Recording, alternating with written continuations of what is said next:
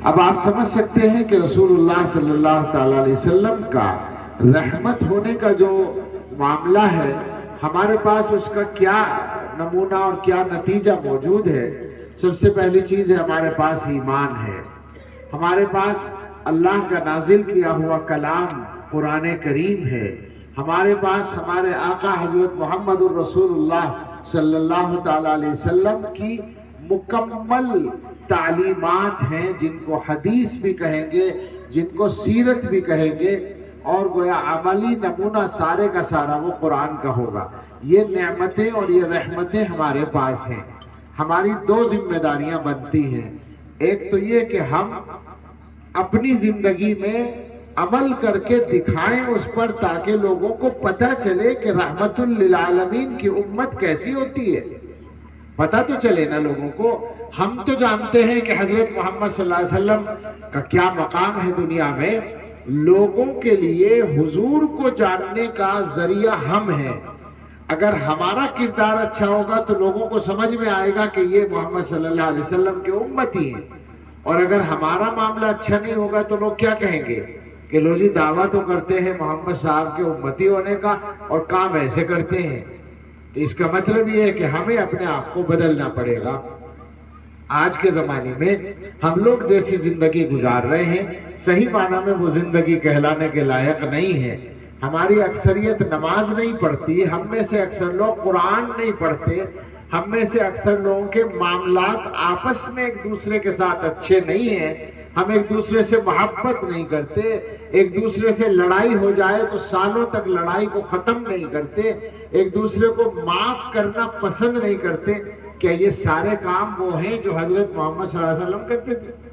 سوچنے کی بات ہے، ہمیں اپنی زندگی صحیح کرنی ہوگی، اور جب ہم دوسرے مذہب والوں کے ساتھ ملیں گے تو ان کے سامنے ہمیں اپنا وہ کردار پیش کرنا پڑے گا جو محبت کا کردار ہے، جو اللہ کے ڈر کا کردار ہے، جو حضرت محمد الرسول اللہ صلی اللہ تعالیٰ علیہ وسلم کی سنت کا کردار ہے۔ ہمارے سامنے ایسے واقعات ہیں، مثالیں ہیں اس ہندوستان میں۔ صحابہ کی بات تو بہت بڑی ہے، حضرات صحابہ کی مثالوں پر اگر آپ جائیں گے تو پوری کتابوں کی کتابیں ہیں کہ صحابہ صرف چلے گئے اور ایمان پھیل گیا، کسی جگہ کاروبار کرنے لگے اور ایمان پھیل گیا۔ یہ دنیا میں ہوا ہے، یہ تاریخ ہے۔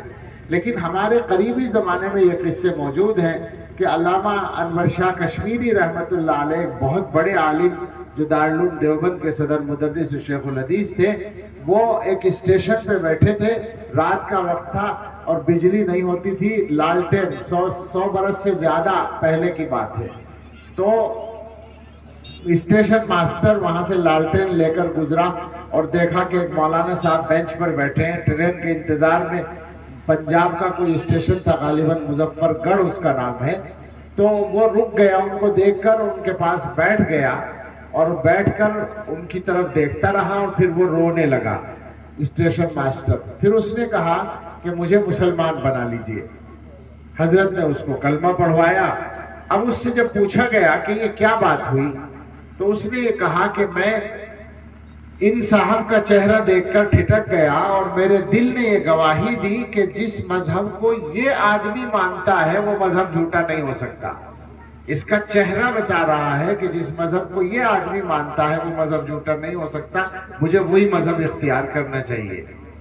ان کے بعد دارالعلوم دیوبند کے دوسرے صدر مدرس تھے شیخ الاسلام حضرت مولانا سید حسین احمد مدنی رحمت اللہ علیہ۔ مولانا مدنی کا نام زیادہ لوگ جانتے ہیں۔ ان کو یہ ہوا تجربہ ان کے ساتھ کہ جیل میں گئے آزادی کی تحریک میں۔ سہارنپور کے ایک ہندو لیڈر تھے، پنڈت سیتا رام ان کا نام تھا۔ دونوں کو ایک بیرک میں رکھا گیا۔ 2-4 دن کے بعد پنڈت جی نے جیلر سے بات کر کے چپکے سے اپنی بیرک شفٹ کرا لی، دوسری بیرک میں چلے گئے۔ حضرت کو پتہ چلا پنڈت جی کا بستر کہاں ہے، پتہ چلا وہ تو دوسری بیرک میں چلے گئے۔ تو حضرت نے پوچھا کہاں ہے، معلوم ہوا فلاں ادھر ہے۔ تو وہاں پہنچے جیل ہی کے اندر اور ان سے جا کر کہا کہ شاید آپ کو میرے ساتھ رہنے سے کوئی تکلیف ہوئی، میں معافی چاہتا ہوں۔ تو انہوں نے کہا کہ حضرت یہ بات نہیں ہے، آپ کے ساتھ 2-4 دن رہ کے یہ اندازہ ہو گیا کہ اگر اور کچھ دن رہ گیا تو مسلمان بھی ہونا پڑے گا، اس لیے کہ آپ کا کردار ایسا ہی ہے۔ تو یہ کردار ہمیں زندہ کرنا پڑے گا۔ ہمیں صحیح معنی میں مسلمان بن کے دکھانا پڑے گا۔ حضرت محمد الرسول اللہ صلی اللہ تعالی علیہ وسلم کی شخصیت کو جس نے تعصب کی اینک ہٹا کر دیکھا وہ فرفتہ ہو گیا، وہ عاشق ہو گیا، وہ محبت کرنے لگا۔ حضرت محمد صلی اللہ علیہ وسلم کی رحمت کی اور نسبت کی یہ برکت امت کے اندر بھی تقسیم ہوتی ہے، شرط یہ ہے کہ ہم ان کے طریقے پر چلنے کے لیے تیار ہوں۔ جو لوگ ان کی سنت پر چلتے ہیں تو پھر ان کو یہ محبوبیت حاصل ہوتی ہے۔ ہمارے شیخ حضرت مولانا پیر ذوالفقار احمد صاحب نقشبندی دامت برکاتہم کے ساتھ یہ تجربہ ہوا کہ وہ کھڑے تھے امریکہ میں ایک مسجد میں نماز پڑھ کے باہر نکلے، گاڑی کے انتظار میں کھڑے تھے، دوسری سڑک پر ایک آدمی گزرا اور پھر آگے سے یو ٹرن لے کے وہ اس سڑک پر آیا اور حضرت کے پاس گاڑی روکی اور ساتھ میں جو صاحب تھے ان سے پوچھا کہ یہ کون آدمی ہے؟ تو ان کو خیال ہوا کہ پتہ نہیں کیوں پوچھ رہا ہے، غیر ملک کی بات ہے، تو پوچھا کہ کیوں پوچھ رہے ہو؟ کہنے لگے کہ میں ابھی سامنے سے گزرا تھا، ان کا چہرہ دیکھ کر میرا جی چاہا میں آپ سے کہوں کہ میں ان جیسا بننا چاہتا ہوں۔ تو یہ کسی آدمی کا اپنا کمال نہیں ہے، یہ سید الاولین والآخرین رحمت للعالمین حضرت محمد الرسول اللہ صلی اللہ تعالی علیہ وسلم کے طریقے پر چلنے کی بات ہے۔ یہ علماء جو یہاں بیٹھے ہیں، میں بے تکلف یہ بات کہہ سکتا ہوں کہ اللہ تعالیٰ ان علماء سے اسی طرح سے کام لے رہے ہیں کہ یہ جہاں جاتے ہیں اور جہاں محنت کرتے ہیں دین زندہ ہوتا ہے۔ یہ برکت ہے اسی نام کی اور اسی کام کی اور اسی نقش قدم پر چلنے کی۔ تو بس یہی پیغام ہے ہمارا سب کا کہ ہم سب یہ طے کر کے اٹھیں یہاں سے، اس جلسے کو رسم نہ بنا لیں۔ خدا کے واسطے میری گزارش ہے، میرا خیال ہے کہ اس پروگرام کے لیے بڑی محنت ہوئی ہے، مجھے جہاں تک اندازہ ہے، اور تھوڑی سی محنت تو ہمیں بھی کرنی پڑ گئی آپ کے استقبال کی برکت سے۔ جو محبت آپ نے دکھائی ہے، ہمیں بہت تجربے ہیں استقبال کے، اور ہمارے یہاں خود مہمان آتے ہیں تو بڑا مشکل ہوتا ہے کنٹرول کرنا۔ میں نے مولانا مجاہد صاحب سے کہہ دیا تھا کہ دروازہ نہیں کھولنا ہے اسٹیج تک جانے سے پہلے، اس لیے کہ مجھے پتا ہے ہمارے یہاں جب سدیس صاحب آئے تھے امام حرم تو ان کا جو حال ان کے باہر جو بھیڑ تھی تو سفیر صاحب نے کہا کہ جان کا خطرہ ہے، میں اترنے نہیں دوں گا۔ کھانا نہیں کھا سکے، بیان تو ہو گیا تھا، بیان کے بعد کھانا نہیں کھا سکے۔ اب ہم اگلے تیسرے دن دلی پہنچے ان سے معذرت کرنے کے لیے، تو وہ تو بڑے خوش تھے اس مجمع کی وجہ سے، اور وہ لیکن انہوں نے اپنا قصہ سنایا کہ میں جوانی میں جب امام بنا تھا تو پہلا انڈیا کا سفر حیدرآباد کا ہوا تھا، آپ کو پتا ہوگا، اور انہوں نے جو تجربہ سنایا سدیس صاحب نے خود، وہ یہ تھا کہ میں پروگرام سے فارغ ہو کے ہوٹل میں پہنچا، گاڑی سے اترا تو منتظمین میرے پاس نہیں رہ سکے، لفٹ تک جانے کے لیے مجمع میں گر گیا، اور یہ ہوا کہ مجمع نے میری عبا چھین لی اور پھاڑ پھاڑ کر تقسیم کر لی،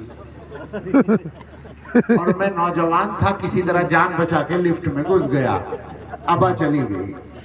تو یہ محبت جو ہے خطرناک ہو جاتی ہے۔ حضرت معتمیم صاحب نے انہوں نے شعر سنایا اسی پر کہ کیا تعجب کہ سرے بزم تیرے دیوانے، پیراہن نوچنے خوشبوئے بدن کی خاطر۔ تو یہ پیراہن نوچنے والا قصہ تو چھوڑ دیجئے، اصل یہ ہے کہ کام پر لگ جائیے۔ اس جلسے کو آپ اپنے علاقے کے لیے دینی بیداری کا ذریعہ بنا لیجئے۔ اللہ تعالیٰ اپنا فضل فرمائے اور اس کام کی ہم سب کو توفیق عطا فرمائے، اور جو کام یہاں شروع کرنے جا رہے ہیں ہم، اللہ تعالیٰ ان سب کاموں کو اپنی بارگاہ میں قبول فرمائے۔ اللہ کی بارگاہ میں قبولیت سے ہی کام بنتا ہے، جب اخلاص نیت سے کام ہوتا ہے، صرف اللہ کے راضی کرنے کے لیے اور کسی مقصد کے لیے نہیں، تو پھر سارے کام ٹھیک ہو جاتے ہیں اور اللہ تعالیٰ استحکام بھی عطا فرماتے ہیں۔ دعا ہے اللہ تعالیٰ یہاں کے قبول برکت فرمائے، مولانا احمد صاحب سے اور ہمارے تمام احباب سے اللہ تعالیٰ کام لے اور ہم سب کے جمع ہونے کو اپنی بارگاہ میں قبول فرمائے۔ آمین۔ وآخر دعوانا ان الحمد للہ رب العالمین۔